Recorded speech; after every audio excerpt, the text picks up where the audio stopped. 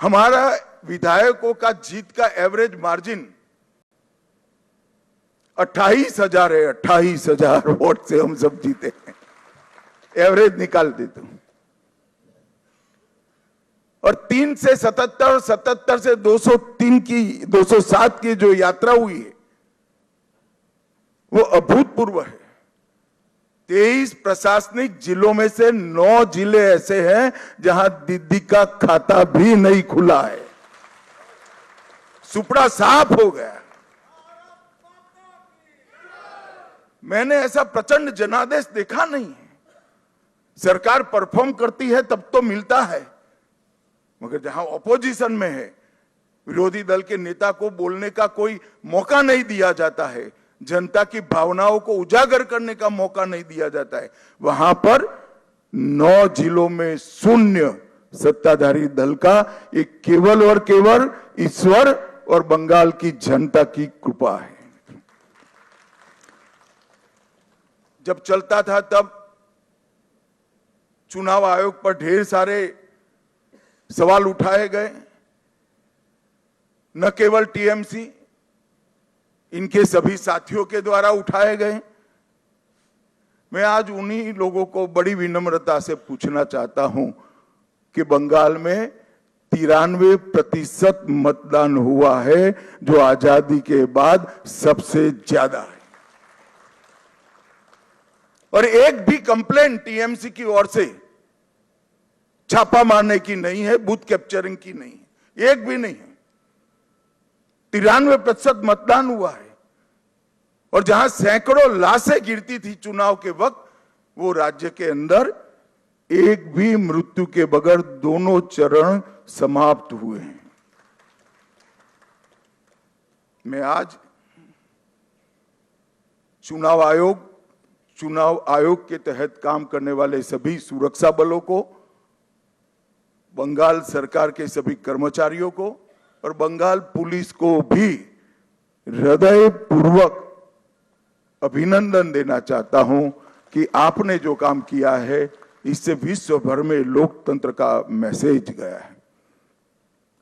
23 जिलों में से 20 जिलों में भाजपा नंबर 1 पार्टी बनी है। एक भी जिला ऐसा नहीं है जहां हमारा विधायक नहीं है।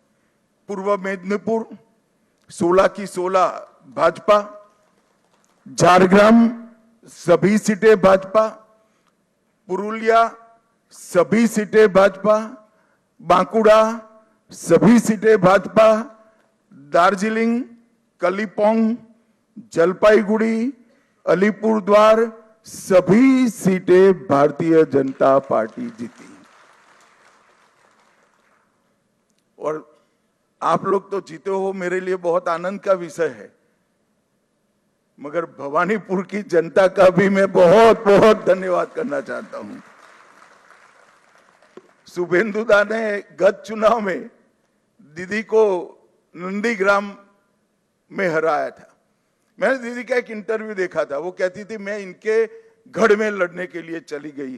दीदी इस बार तो शुभेंदुदा ने आपके घर में आकर हराया है।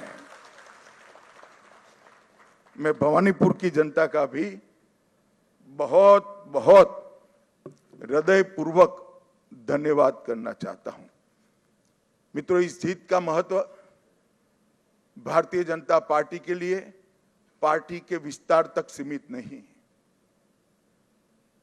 इस जीत का महत्व हमारी आइडियोलॉजी के एक्सपांशन तक सीमित नहीं है। इस जीत का महत्व भाजपा एनडीए का 21वां राज्य आए इस तक महत्व नहीं है। इस जीत का महत्व है, इस जीत ने राष्ट्रीय सुरक्षा में जो सबसे बड़ा छिद्र था उसको भरने का काम किया है, वो महत्वपूर्ण है। भारतीय जनता पार्टी का वादा है बंगाल की जनता को कि न केवल बंगाल, पूरे देश भर से हम एक एक घुसपैठियों को चुन चुन कर निकालेंगे और देश को घुसपैठिया मुक्त करेंगे। और मैं आज इस मंच से कहना चाहता हूं, जो लोग कहते हैं ये ध्रुवीकरण का मुद्दा है, ध्रुवीकरण का मुद्दा नहीं है, ना जी, ये देश की सुरक्षा का मुद्दा है।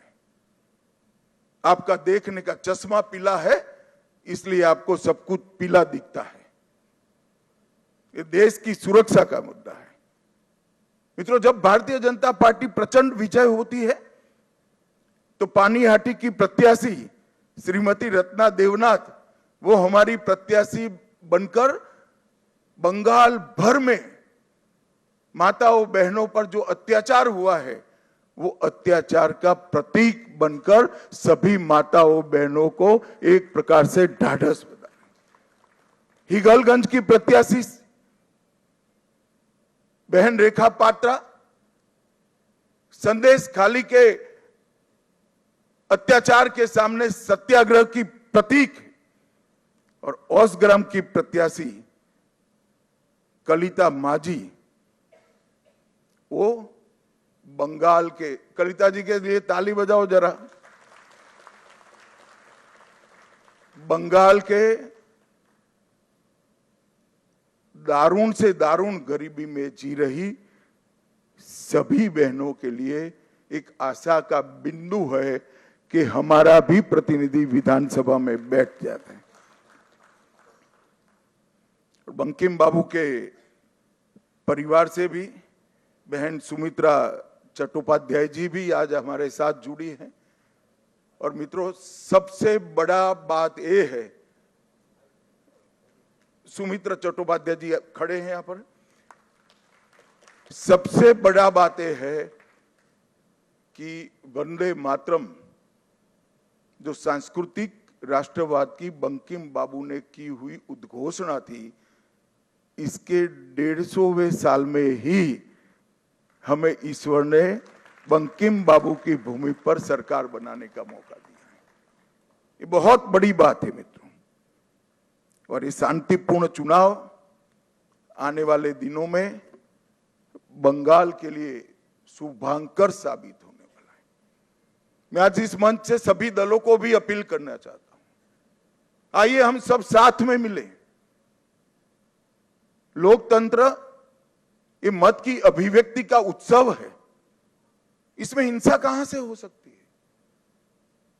देश के सभी राज्यों में हिंसा समाप्त हो चुकी है और भारतीय जनता पार्टी की विशेष जिम्मेदारी है, साथ में सभी दलों का सहयोग भी चाहिए कि ये सरकार बनने के बाद किसी भी चुनाव में घपलेबाजी और हिंसा का समाचार देश भर में पहुंचे नहीं। ये हमारी जिम्मेदारी है। और इसी के लिए हमें मैंडेट मिला है। हमें इसके लिए दृढ़ संकल्पित होना पड़ेगा। भारतीय जनता पार्टी के कार्यकर्ताओं की एक धैर्यपूर्ण साधना के कारण ही आज ये सिद्धि भारतीय जनता पार्टी को प्राप्त हुई है। हम जहां जहां शासन में आए वहां चुनावों में पारदर्शिता लाए हैं। जहां जहां हम शासन में आए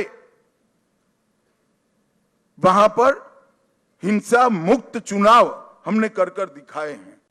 और ये हम सबकी जिम्मेदारी है कि आने वाले समय में जनता का मत भय के बगैर अभिव्यक्त हो पाए, ऐसा वातावरण हमें बनाना चाहिए। और मैं आज इसमें सभी दलों का सहयोग भी मानना चाहता हूं। मित्रों, आज मैं कांग्रेस पार्टी की भी बात करना चाहता हूं। कई साल से कांग्रेस पार्टी चुनाव नहीं जीतती है कई जगह पे, और अभी अभी उनको मालूम पड़ गया है कि चुनाव जीतना तो अब असंभव है, तो चुनाव की प्रक्रिया को ही कलुषित कर दो, बदनाम कर दो।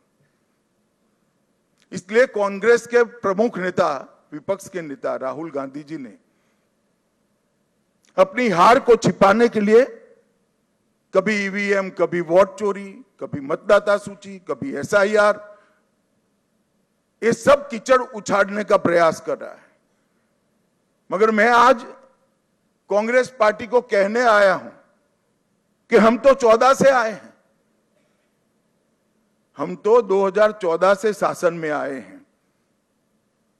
तमिलनाडु में 1967 से आपका कोई सीएम नहीं बन पाया, ये सभी वोट चोरी थी क्या? पश्चिम बंगाल में 49 साल से आपका सीएम नहीं बना है, वो सभी वोट चोरी थी क्या?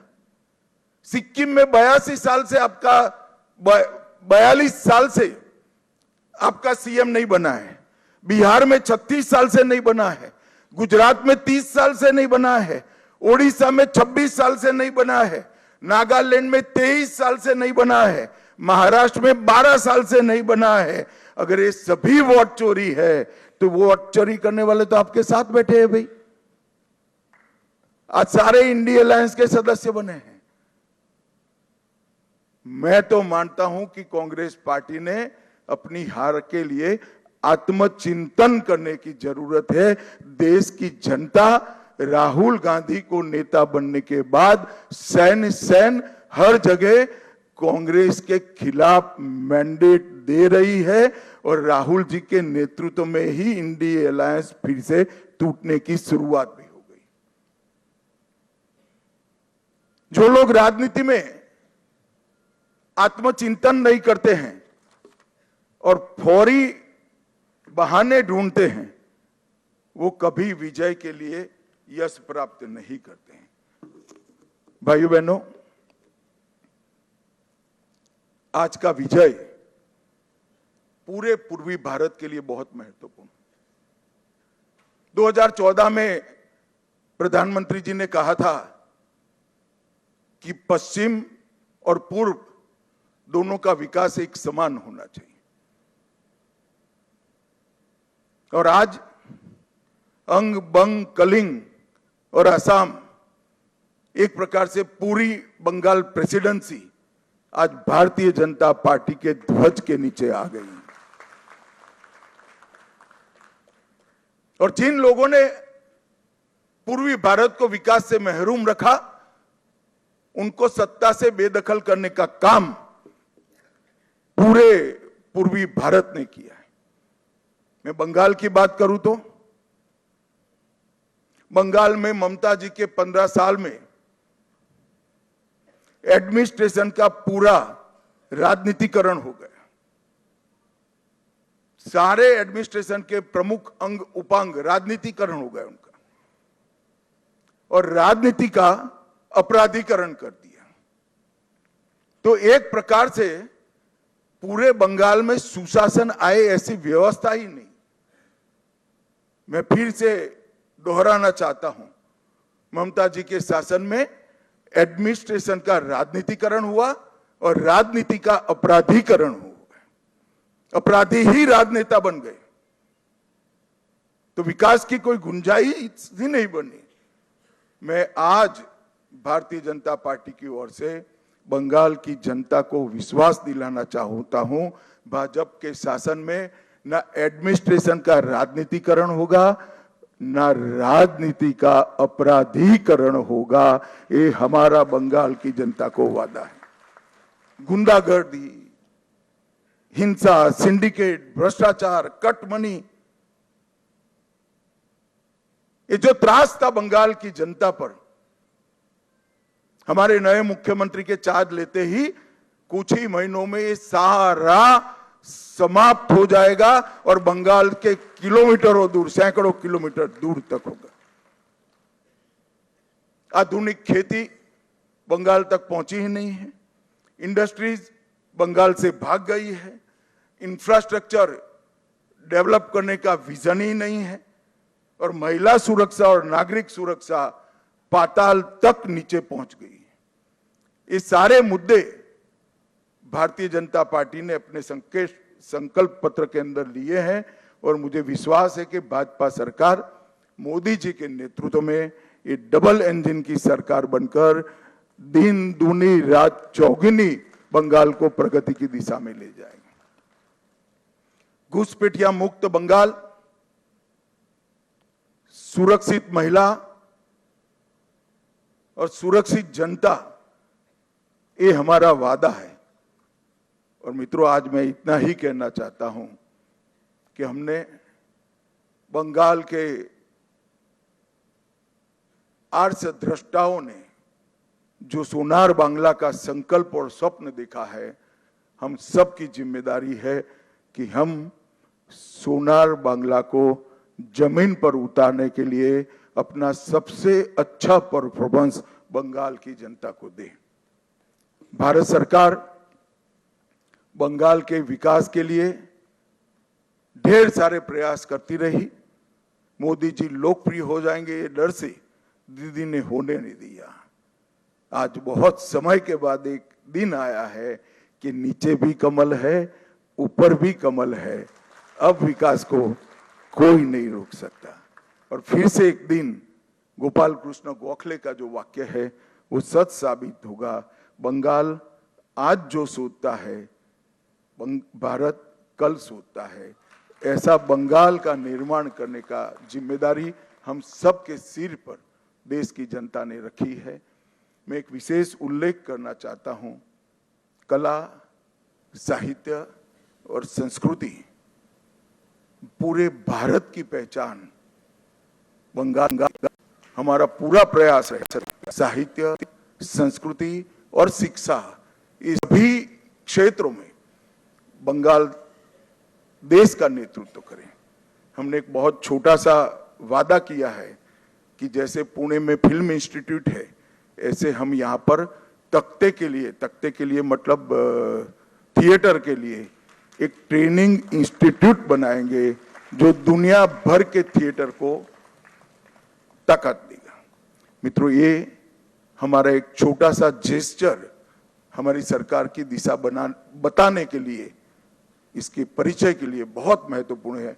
मैं आज फिर से एक बार नरेंद्र मोदी जी की ओर से, हमारे पार्टी के राष्ट्रीय अध्यक्ष नितिन नवीन जी की ओर से और भारतीय जनता पार्टी के करोड़ों कार्यकर्ताओं की ओर से बंगाल की जनता को मनपूर्वक धन्यवाद और प्रणाम करता हूं।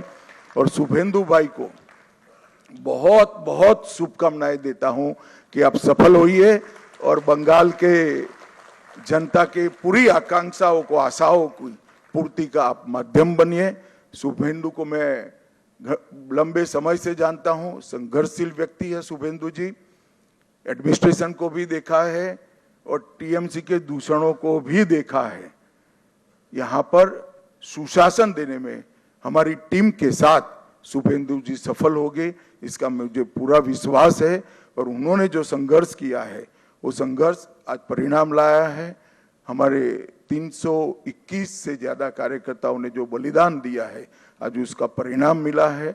और देश भर के हजारों कार्यकर्ताओं ने बंगाल चुनाव में प्रधानमंत्री जी से लेकर हम बूथ के अध्यक्ष तक सभी ने मेहनत की है। इस सभी का बहुत बहुत धन्यवाद। मेरे साथ एक बार मनपूर्वक बोलेगा, वंदे वंदे वंदे। जय श्री राम, जय जय श्री राम।